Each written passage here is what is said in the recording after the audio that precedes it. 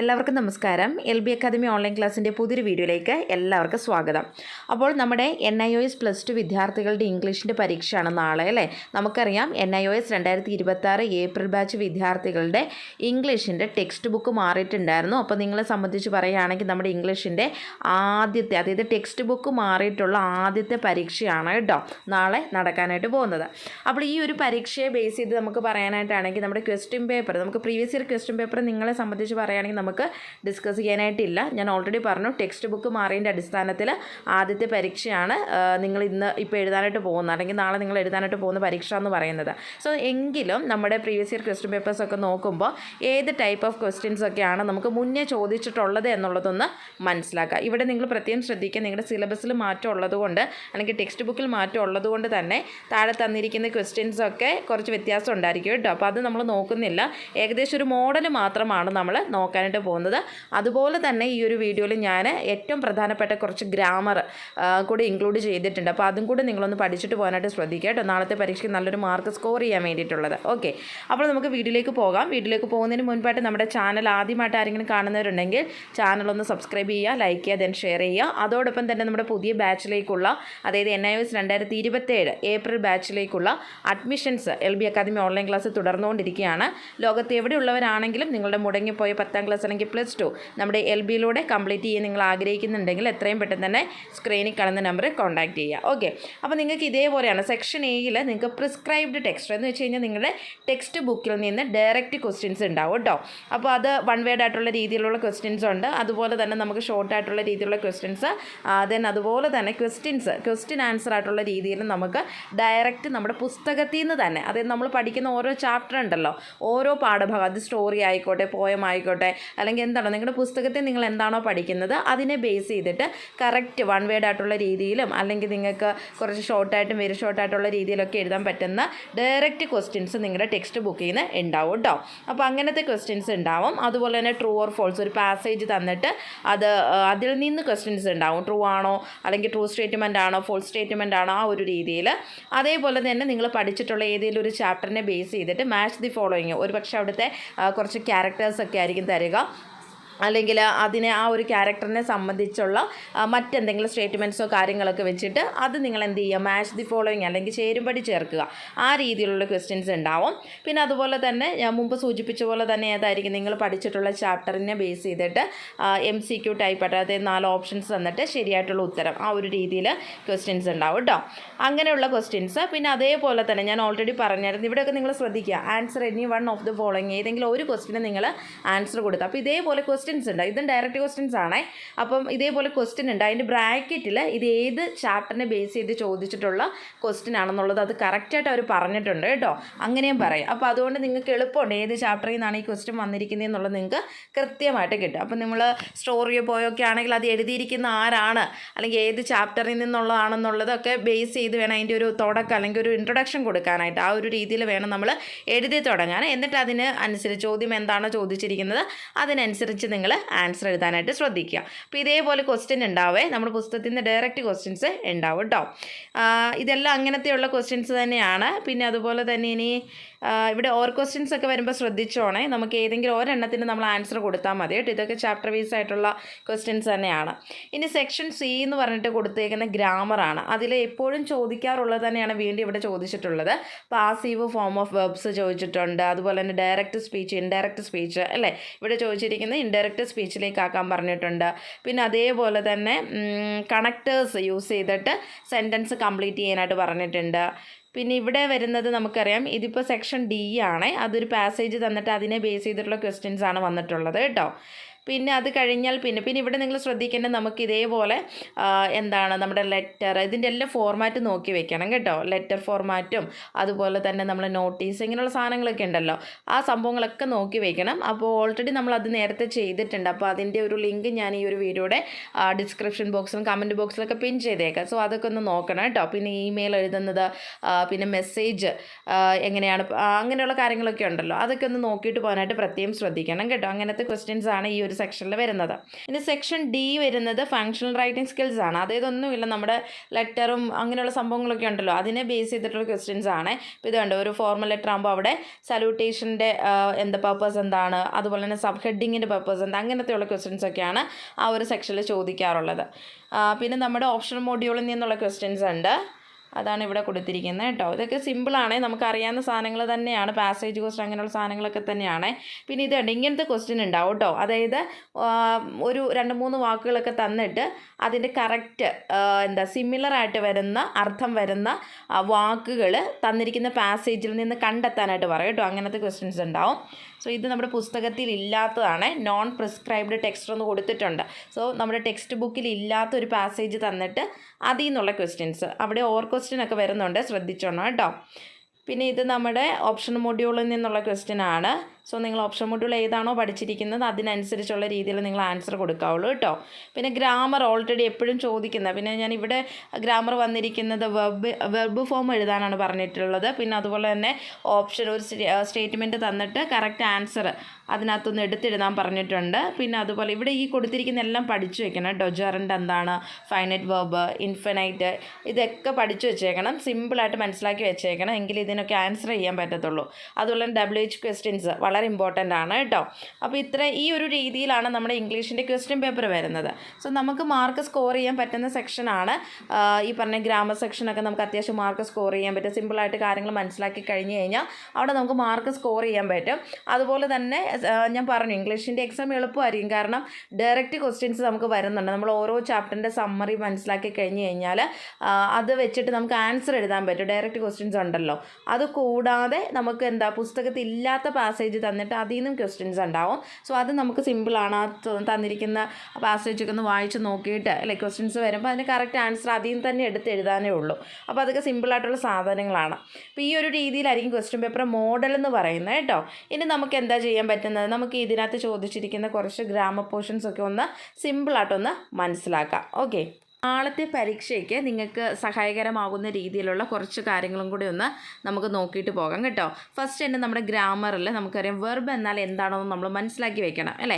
എന്താണ് വെർബ് എന്ന് പറഞ്ഞു കഴിഞ്ഞാൽ നമ്മൾ ചെയ്യുന്ന ആ ഒരു പ്രവൃത്തി അല്ലേ, അതിനെയാണ് നമ്മൾ സിമ്പിളായിട്ട് പറയുന്നത്, അതിനെയാണ് നമ്മൾ വെർബ് എന്ന് പറയുന്നത്. അതായത് ഒരു വ്യക്തിയോ വസ്തുവോ എന്ത് ചെയ്യുന്നു അല്ലേ, അല്ലെങ്കിൽ എന്താണ് അപ്പോഴത്തെ ആ ഒരു സ്റ്റേറ്റ്, അതിനെയാണ് നമ്മൾ എന്തെന്ന് പറയുന്നത്, വെർബ് എന്നുകൊണ്ട് അർത്ഥമാക്കുന്നത്.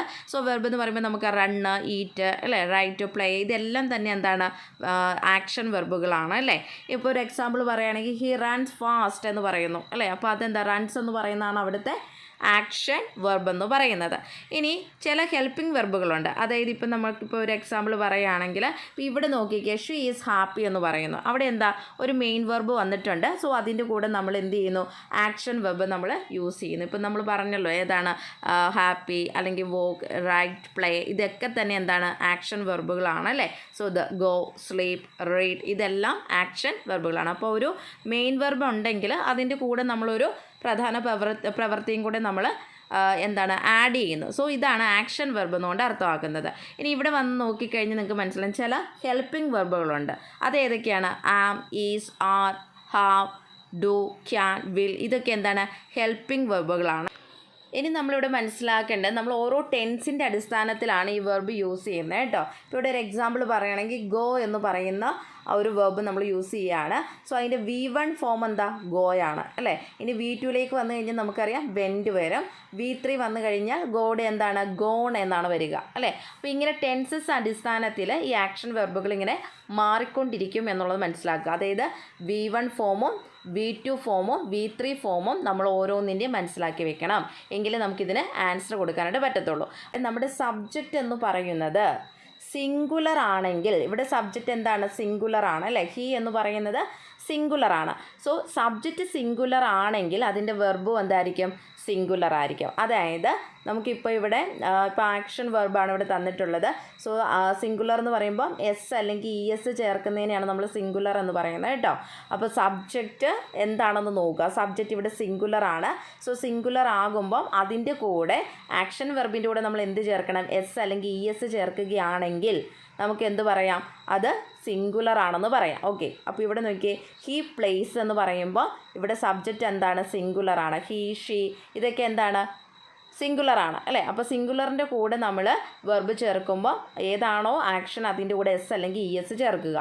ഇനി നമ്മുടെ സബ്ജക്റ്റ് പ്ലൂറൽ ആണെങ്കിൽ ഈ പറയുന്ന നമ്മുടെ വെർബും എന്തായിരിക്കും, പ്ലൂറൽ ആയിരിക്കും അല്ലേ. ഇപ്പോൾ ദേ എന്നൊക്കെ വന്നു കഴിഞ്ഞാൽ നമുക്കറിയാം അത് പ്ലൂറലാണ്. ദേ, വി ഇതൊക്കെ വന്നു കഴിഞ്ഞിട്ടുണ്ട്. അതിൻ്റെ കൂടെ നമ്മൾ ജസ്റ്റ് എന്ത് ചേർത്താൽ മതി, ഇ എസ് അല്ലെങ്കിൽ ഇ എസ് ചേർക്കാതെയുള്ള ആക്ഷൻ വെർബ് കൊടുത്താൽ മതി. ഓക്കെ, ക്ലിയർ ആണല്ലോ. സോ ഇതാണ് നമ്മുടെ സിംഗുലറും പ്ലൂറലും എന്നുകൊണ്ട് അർത്ഥമാക്കുന്നത് കേട്ടോ. ഇനി ഇവിടെ ചില ഹെൽപ്പിംഗ് വെർബുകൾ നമ്മൾ ഓൾറെഡി പറഞ്ഞല്ലോ, ഈസ്, ആം, ആറ് ഇങ്ങനെയുള്ള സംഭവങ്ങളൊക്കെ വന്നു കഴിഞ്ഞാൽ അതിൻ്റെ കൂടെ എന്തായിരിക്കും, ആ വെർബിൽ ING ചേർക്കാനായിട്ട് പ്രത്യേകം ശ്രദ്ധിക്കുക. ഇപ്പോൾ ഒരു എക്സാമ്പിൾ ഇവിടെ പറഞ്ഞിട്ടുണ്ട്, അല്ലേ, ഐ എന്ന് പറഞ്ഞിട്ടുണ്ട്. അപ്പോൾ അതിൻ്റെ കൂടെ എന്താണ്, ആം എന്ന് പറയുന്ന ഹെൽപ്പിംഗ് വെർബ് നമ്മൾ ആഡ് ചെയ്തിട്ടുണ്ട്. സോ അതുകൊണ്ട് നമുക്ക് എന്ത് ചെയ്യാം, നമ്മുടെ ആക്ഷൻ വെർബിൻ്റെ കൂടെ INGയും കൂടെ ചേർത്ത് കൊടുക്കാനായിട്ട് ശ്രദ്ധിക്കുക. അപ്പം ഈ സാം ആർ വന്നു കഴിഞ്ഞിട്ടുണ്ടെങ്കിൽ അല്ലേ, ആ ഒരു ഹെൽപ്പിംഗ് വെർബ് വന്നിട്ടുണ്ടെങ്കിൽ അതിൻ്റെ കൂടെ എന്തായിരിക്കണം, വെർബിൻ്റെ കൂടെ INGയും കൂടെ ചേർത്ത് കൊടുക്കണം കേട്ടോ. അപ്പോൾ ഐ ആം എന്ന് പറയുമ്പോൾ അവിടെ ഈറ്റിംഗ് എന്ന് വരും, INGയും കൂടെ ചേർത്ത് വേണം പറയാനായിട്ട്. ഇനി ഹാസ് അല്ലെങ്കിൽ ഹാവ് അല്ലെങ്കിൽ ഹാഡ് ഇങ്ങനെയുള്ള വാക്കുകളൊക്കെ വന്നു കഴിഞ്ഞാൽ അതെന്താണ്, ഇവ കഴിഞ്ഞാൽ വെർബിൻ്റെ മൂന്നാം രൂപം, അതായത് V3 ഫോം നമ്മൾ പഠിച്ചല്ലോ, നമ്മൾ പറഞ്ഞില്ലേ V1 V2 V3 മനസ്സിലാക്കി വെക്കണം അല്ലേ. അപ്പോൾ V3 ഫോം ആയിരിക്കണം നമ്മൾ ചേർക്കേണ്ടത്. അപ്പോൾ ഇവിടെ ഒരു എക്സാമ്പിൾ പറയുന്നുണ്ട്, ഹി ഹാസ് എന്ന് പറഞ്ഞിട്ടുണ്ട്. ഹി ഹാസ് എന്താണ്, ഇനി ഇവിടെ നമുക്ക് വെർബാണ് ചേർക്കേണ്ടത് അല്ലേ. അപ്പോൾ അവിടെ എന്ത് ചേർക്കണമെന്നാണ് പറഞ്ഞിരിക്കുന്നത്, എന്താണോ നമ്മുടെ ആക്ഷൻ അതിൻ്റെ കൂടെ V3 ഫോം ചേർക്കുക. ഓക്കെ, അപ്പോൾ he has finish the work എന്ന് വരും അല്ലേ. മനസ്സിലായോ? ഒന്നുമില്ല, ഹാസ്, ഹാവ്, ഹാഡ് വന്നു കഴിഞ്ഞാൽ അല്ലേ, സബ്ജക്റ്റിൻ്റെ കൂടെ ഹാസ്, ഹാഡ്, ഹാവ് വന്നു കഴിഞ്ഞാൽ അതിൻ്റെ കൂടെ നമ്മൾ എന്ത് ചേർക്കണം, നമ്മുടെ ആ ഒരു ആക്ഷൻ്റെ V3 ഫോമാണ് ചേർക്കേണ്ടത്. മനസ്സിലാവുന്നുണ്ടല്ലോ? V3 ഫോം ചേർത്ത് ആ ഒരു സെൻറ്റൻസ് അവിടെ കംപ്ലീറ്റ് ചെയ്യാനായിട്ട് സാധിക്കും കേട്ടോ. ഇനി ഇവിടെ അടുത്തൊരു ഇതോടെ തന്നിട്ടുണ്ട്, നോക്കുക. She dash A book now എന്നാണ് കൊടുത്തിരിക്കുന്നത്. ഇവിടെ നൗ വന്നിരിക്കുന്നത് കൊണ്ട് നമ്മൾ എന്ത് ചെയ്യണം, കണ്ടിന്യൂസ് ടെൻസ് ആണ് വരേണ്ടത്. അതുകൊണ്ട് നമുക്ക് എങ്ങനെ കൊടുക്കാം, she is reading A book now. കണ്ടോ, ആ ഒരു രീതിയിൽ വേണം നമ്മൾ ആ ഒരു സെൻറ്റൻസ് കംപ്ലീറ്റ് ചെയ്യാൻ. ഷീ ഈസ് റീഡിങ് അല്ലേ, she is reading A book now എന്ന് വേണം ചേർക്കാൻ. അപ്പോൾ ഇവിടെ നൗ വന്നിട്ടുള്ളത് കൊണ്ട് കണ്ടിന്യൂസ് ടെൻസ് വേണം നമ്മൾ യൂസ് ചെയ്യാനായിട്ട്. ആ ഒരു കാര്യം അവിടെ ഓർത്ത് വെക്കണം. സോ അതുകൊണ്ട് നമുക്ക് എങ്ങനെ കൊടുക്കാം, ഷീ ഈസ് റീഡ് എന്നുള്ളത് ING ഫോം ചേർത്ത് എഴുതുന്നു. She is reading A book now എന്ന് കൊടുക്കുക. ഓക്കെ, ക്ലിയർ ആണല്ലോ.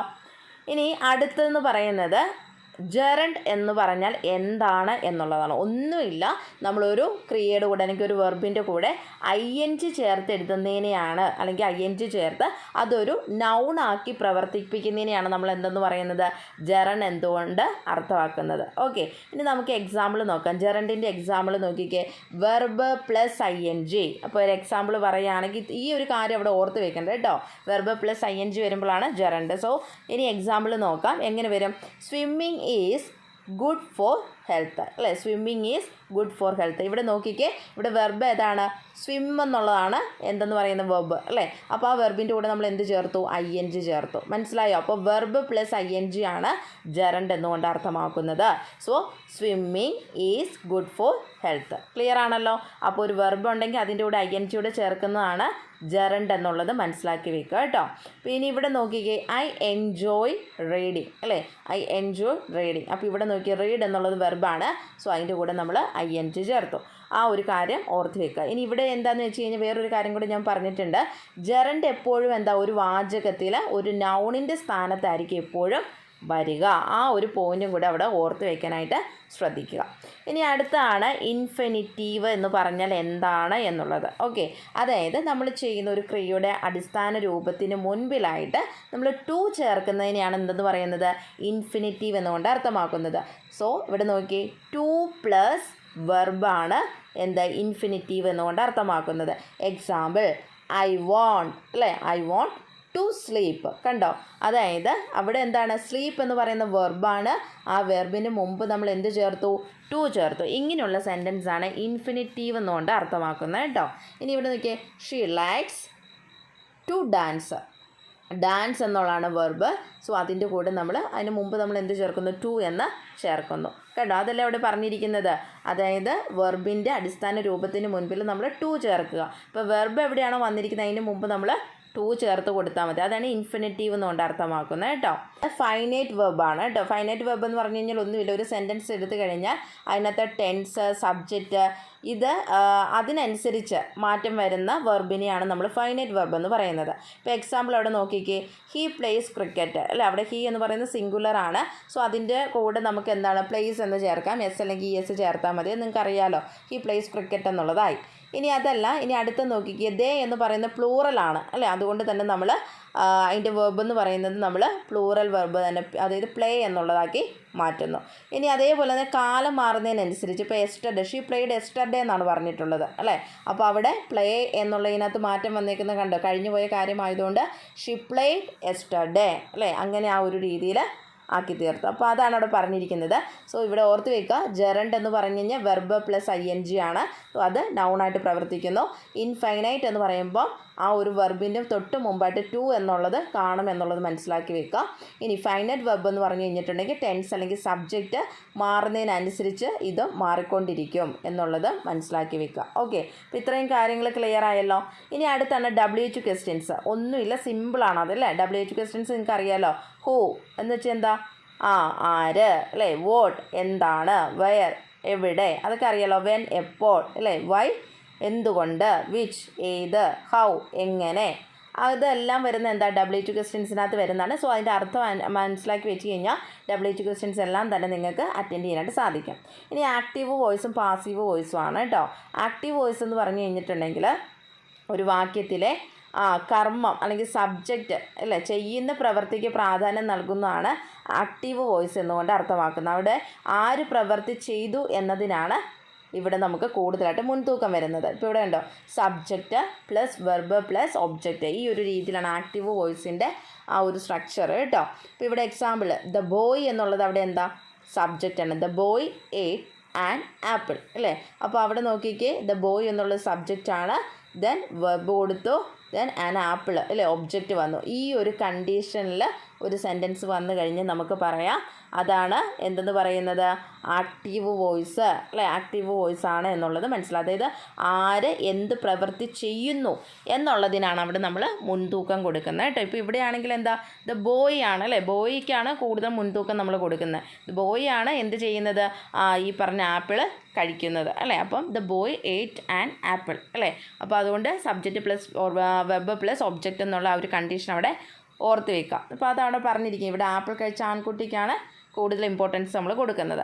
ഇനി പാസീവ് വോയിസ് വരുമ്പോൾ എന്താണ് പ്രത്യേകത, വാക്യത്തിലെ കർമ്മത്തിന് ഒബ്ജക്റ്റിന് പ്രാധാന്യം കൊടുക്കുകയാണ് ചെയ്യുന്നത് കണ്ടോ. അപ്പോൾ അത് രണ്ടും തമ്മിലുള്ള വ്യത്യാസം ഒന്ന് മനസ്സിലാക്കി വെച്ചോണം കേട്ടോ. അപ്പോൾ ഇവിടെ നമ്മുടെ ഒബ്ജക്റ്റിനാണ് പ്രാധാന്യം കൊടുക്കുന്നത്. അപ്പോൾ അതിൻ്റെ ആ ഒരു സ്ട്രക്ചർ മനസ്സിലാക്കി വെക്കുക.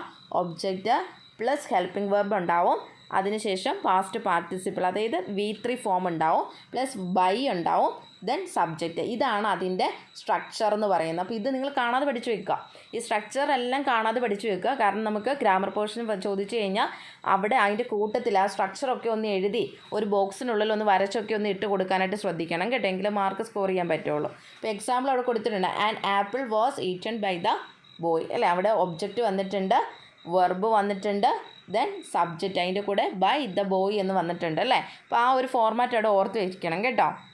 ഇവിടെ നമ്മുടെ എന്താണ്, ഒബ്ജക്റ്റിനാണ് പ്രാധാന്യം നമ്മൾ കൊടുക്കുന്നത്. ഡയറക്റ്റ് സ്പീച്ച് എന്ന് പറഞ്ഞു കഴിഞ്ഞിട്ടുണ്ടെങ്കിൽ ഒരാൾ പറഞ്ഞ ആ ഒരു വാചകം അതേപടി യാതൊരു മാറ്റവും ഇല്ലാതെ ഉപയോഗിക്കുന്നതിനെയാണ് ഡയറക്റ്റ് സ്പീച്ച് എന്നുകൊണ്ട് അർത്ഥമാക്കുന്നത് കേട്ടോ.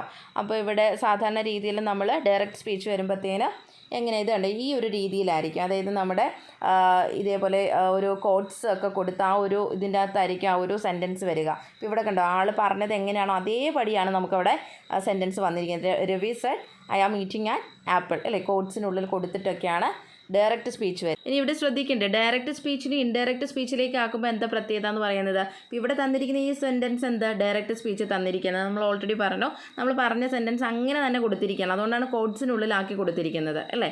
ഇനി ഇൻഡയറക്റ്റ് സ്പീച്ചിലേക്ക് ആക്കുമ്പോൾ എന്താ പ്രത്യേകത എന്ന് പറയുന്നത്, അതായത് ഇപ്പോൾ വേറൊരാൾ പറഞ്ഞ കാര്യം ഞാൻ വേറൊരാളോട് മറ്റൊരാളോട് ഞാൻ പറയുകയാണ്, മനസ്സിലായോ? അപ്പോൾ അതാണ് നമ്മുടെ മൈൻഡിൽ ഉണ്ടായിരിക്കേണ്ടത്. ഇതിനെയാണ് നമ്മൾ ഇൻഡയറക്റ്റ് സ്പീച്ച് എന്ന് പറയുന്നത്. ഇപ്പോൾ ഒരു എക്സാമ്പിൾ പറയുകയാണെങ്കിൽ he said I am happy.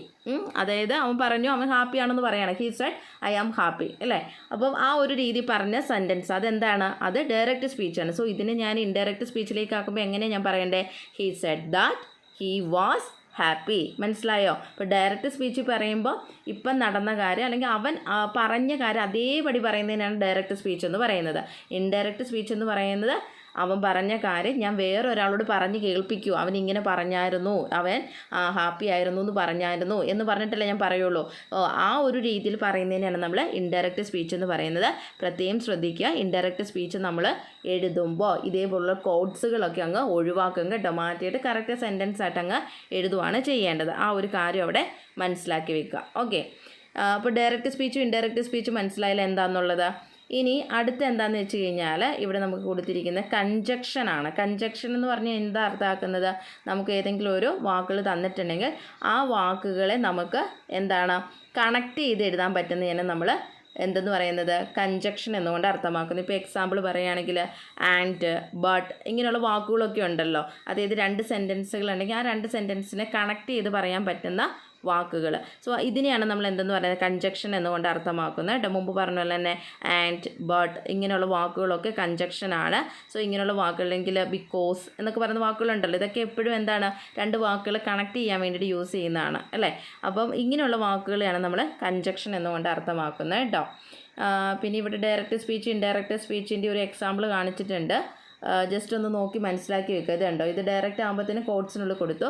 മറ്റേതാകുമ്പോൾ she said that she was happy അല്ലേ?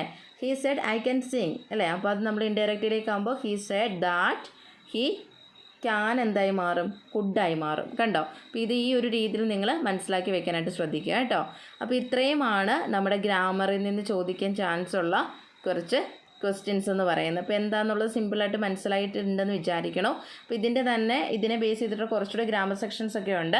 അതുപോലെ തന്നെ ലെറ്റർ റൈറ്റിംഗ് ഇങ്ങനെയുള്ള സാധനങ്ങളൊക്കെ ഉണ്ട്. അതൊക്കെ ഞാൻ ഈ വീഡിയോയുടെ കമൻറ്റ് ബോക്സിൽ പിൻ ചെയ്തേക്കാം. അതൊക്കെ ഒന്ന് നോക്കിയിട്ട് നാളത്തെ എക്സാമിന് പോകാനായിട്ട് പ്രത്യേകം ശ്രദ്ധിക്കണം കേട്ടോ. അപ്പോൾ നിർത്തുന്നു.